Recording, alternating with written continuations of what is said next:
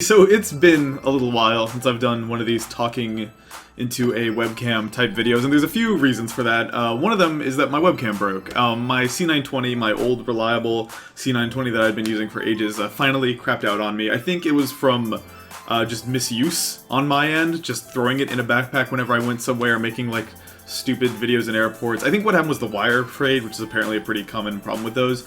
So my friends at Logitech sent me a C930, and now, yeah, this video looks way better. That might be one of the reasons why I have a brand new webcam. It's kind of got like this really wide angle thing going on. I've tried to zoom in a little bit to compensate for it so you can't see like my trash can and just all the garbage all over my room, but that's actually kind of helpful because I'm thinking if we do more of those like piling a bunch of people onto a couch live streams, it'll be nice to we'll be able to fit more people in with this like very broad angle. Also, you may have noticed I finally sort of upgraded the lighting in my room. Previously, I was hamstrung by the fact that I could only shoot videos when the sun was out, which was hard to do, period.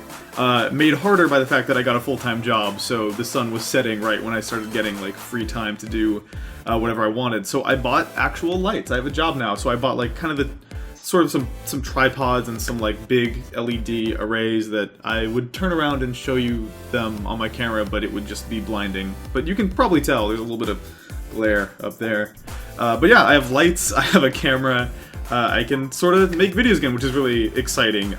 So yeah, hi. Now that I kind of have that out of the way, I guess I'll just talk about what's been going on. I got back from Fanime, I guess that was 2 weekends ago at this point, which was just kind of what anime conventions normally are nowadays. I feel like for a long time I had it in my head that anime conventions were awful. I think in large part because I went to them in high school and stopped going in high school because I didn't really like the atmosphere. It felt really like kind of awkward and cringy to me as a kid, like going to like Animazement in North Carolina and stuff. And after taking like actually like kind of a long like 5, 6, 7 year break from them, I started going. I think Fanime 2014 was my first con in like 7 years. I started going again, and I realized that they're really fun once you hit the drinking age because they stop being about the convention. I actually would say that you don't even need a pass to have fun at an anime con, and start being about like the people and getting to hang out with and drink excessively with people you don't get to see normally and people you don't get to hang out with normally, which is really, really fun. I don't know, I'm my affection for anime conventions is just now starting, which is a weird thing after like kind of writing them off for so long. So that's been nice. I actually had a really kind of amazing slash bizarre slash amazing experience at Fanime where like no exaggeration, within 20 minutes of arriving at the convention I was kind of alone. I hadn't met up with any friends yet. I walked into the game room, because that's the first place I went, because that's where all like the DDR machines and Bimani machines are and stuff. And someone walks up to me, and they said, this is, I believe his words was, hey, this is weird, but I made you something, and it's funny that you're wearing that shirt. So what I was wearing was, God, I'm gonna step back a second. Internet buddy of mine, Orahack, made this shirt that's kind of like the, I guess it's like the new 3DS or the Amiibo logo. This thing. So those colorful pips you see in kind of the Amiibo logo and the new 3DS logo. An internet buddy of mine, Orahack, made a black shirt that I think originated from a piece of art that Orahack drew that kind of had, it was like a birthday gift to me where it was like a black shirt with those things on it just by itself, which I think is like such a good, elegant, minimalist shirt design. I don't know, I loved it, and so I kind of had a conversation where I was like, hey, can you make this shirt real, even temporarily?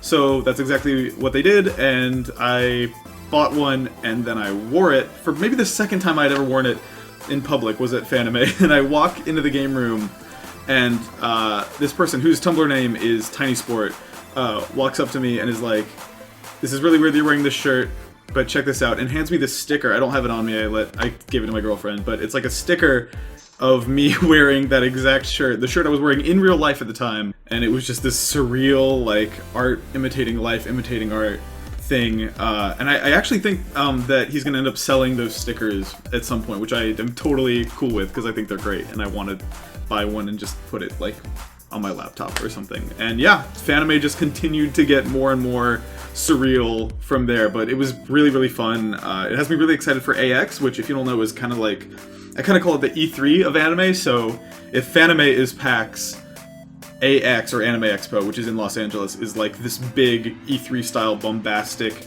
publisher driven moment, but it's also kind of a party con. I guess every con is, in a way. But yeah, if you're going to that, I will see you there, I'm sure. But it's one of my favorite events of the year. But yeah, cons have been happening. I've been buying so much stupid garbage. Oh my god, I bought this Tingle at Fanime, so now I have this sealed plush Tingle that I own now. So that's something I have to live with now.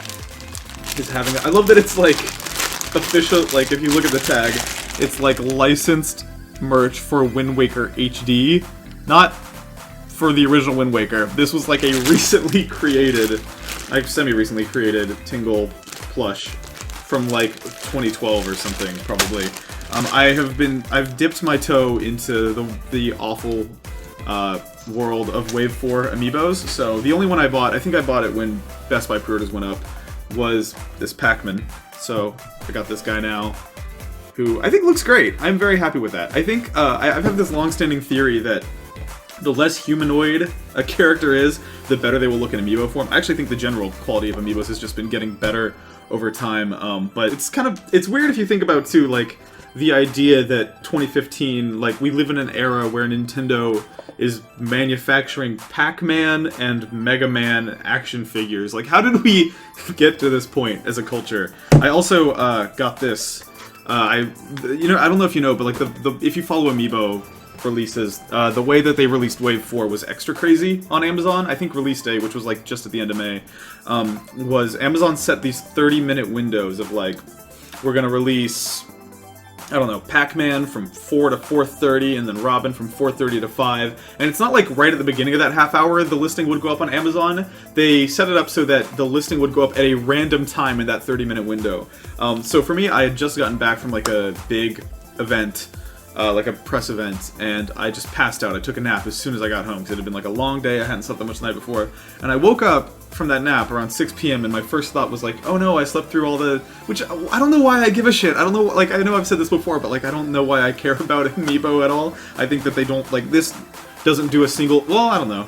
I was gonna say this doesn't do a single interesting thing in a video game, but I kind of like the Mario Kart 8 outfit for Pac-Man. Anyways, my first thought was like, oh no, I slept through all the Amiibo releases.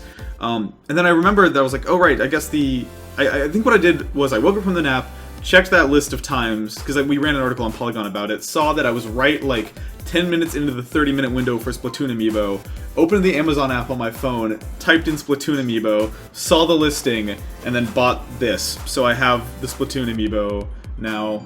And by the way, I'm not a collector. I don't really give a shit at the end of the day, but it's a little bit shitty that like it was like this when I pulled it out of the box. It was like all like bent and torn apart and crappy, and like I don't care, but I know that the type of people who care about figures and keeping them in the box, like I'm not gonna keep this in the box. I'm gonna open it. Here, I'm doing it right now. But I don't know, the type of people who would care about that would kind of be unhappy with that, I think. I'm sure they're getting complaints about that, but I also think they've never really had to package an Amiibo thing this big before, so, oh my god, yeah. I saw these at a Nintendo Splatoon event, like, I think back in April, and I remember being really blown away by how good they looked then, and I stand by that assessment now. These are probably the best looking Amiibos that exist so far. They feel like I almost was worried that they were going to be a different price than the normal Amiibos, because look at them kicks. Look at them, look at those paint splatters, and the different types of plastic too, like the fact that the gun has kind of that semi-opaque orange, and then the hair is like, I don't know. I am totally obsessed with these. It's still not really a very compelling gameplay use for them. I'm gonna run through some of that content just to get the different outfits. I'm a little bummed about having to start Splatoon over from the beginning, by the way, because the press build that we got was completely separate from the actual retail build. I mean, I bought the game anyway because I fucking love Splatoon, but I kind of have to start from the beginning, which is a little bit of a bummer. But yeah, that's kind of what I just keep buying garbage. Look at this.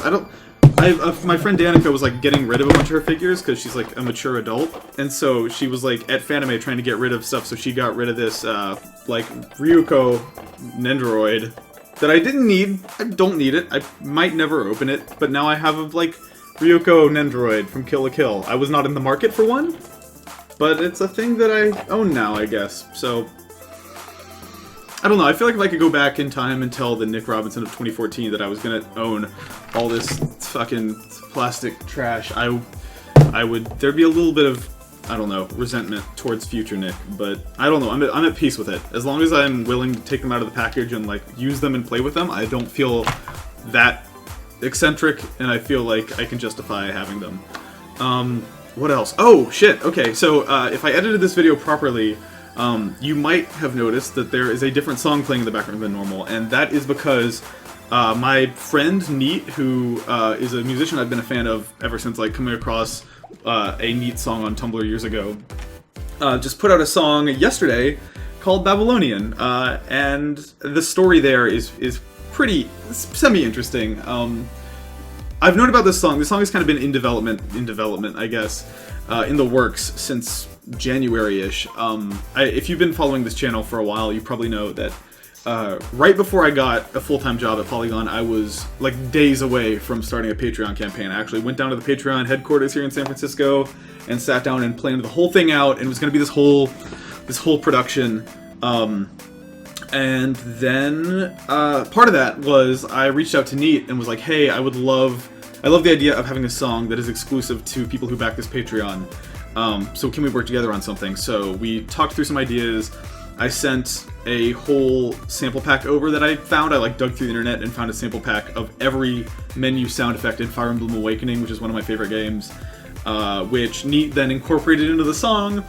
And it's, I don't know, I love it. I'm very happy with the result. I think it's, I don't know, I love everything that Neat puts out, but this is particularly meaningful to me. Like, it's just very cool personally. We have a really good like relationship, and we email each other all the time, and yeah, big Neat fan. So that song exists. It's also a free download. I think Neat made it a free release to celebrate hitting 10,000 followers on SoundCloud, which is a really cool milestone. Super happy for him. But yeah, check that song out if you want. I'll put a link in the description or floating right here somewhere. Yeah, one last thing. If you're following me on Twitch, you probably got a message tonight, sort of talking about my streaming schedule. You may have noticed over the past like couple weeks I've been streaming a lot more lately, but it's been at these totally random times that I think are probably not fair to you guys. Like, I'll just kind of do a stream on a whim whenever I want to, and I want to keep doing that, but I also want to establish a regular streaming schedule, because I know that's easier to deal with. Like, me just getting an email from Twitch saying, hey, this person is streaming, or finding my stream happening on YouTube already in progress is not ideal. So I'd like to pick a couple weeknights a week that are guaranteed stream nights. I have been getting actually kind of into like old Xbox games lately because they're really nostalgic to me, and I've got a 360 with HDMI out that can play a lot of the backwards compatible stuff. So I went ahead, hopped on eBay, and got a copy of like one of my favorite games ever, Super Monkey Ball Deluxe, which is, I will go into more detail when I stream this about why this game is so excellent, but I'll be doing some of that. So I kind of want to ask you guys, I guess, what nights you think are the best nights to stream. I want to start with 2, make sure I nail them, E3 week notwithstanding. Of course, fuck, that's like 2 weeks away. Yeah, that's, yeah, obviously I won't be streaming the week of E3 because I'll be at E3 running around working my ass off, but other than that, I want to get a hard and fast schedule that I just nail completely, because that's the right way to do this stuff, I feel like. Yeah, I think that's about it. Thank you guys for sticking around and for tolerating the really bizarre, unpredictable types of content I do on this channel. I've been getting, maybe you've noticed, into doing short, goofy, like gameplay videos that are funny to me, like that infamous First Light video games are art thing, or the Hot Pocket stupid video that I did. I don't know, what I love about this channel is that it is an outlet where I am the sole person who dictates what goes up on it, and so any dumb idea I have, I'm trying to get myself in the habit of like, just being like, I should just make that video. I will make that video right now in the next 30 minutes and upload it to YouTube, because then I can have a finished thing that I feel good about. So yeah, I don't know. I'm trying to do random types of stuff on here that I find satisfying creatively.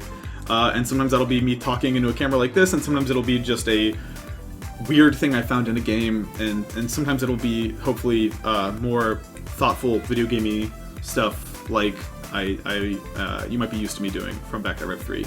I have a few ideas for that, but I just have been driving myself crazy planning E3 stuff, so bear with me. I guess if you've stuck around this long, you probably have a pretty high tolerance for my very inconsistent release schedule and content type. So yeah, thanks for sticking around, and I will talk to you in the comments, I guess.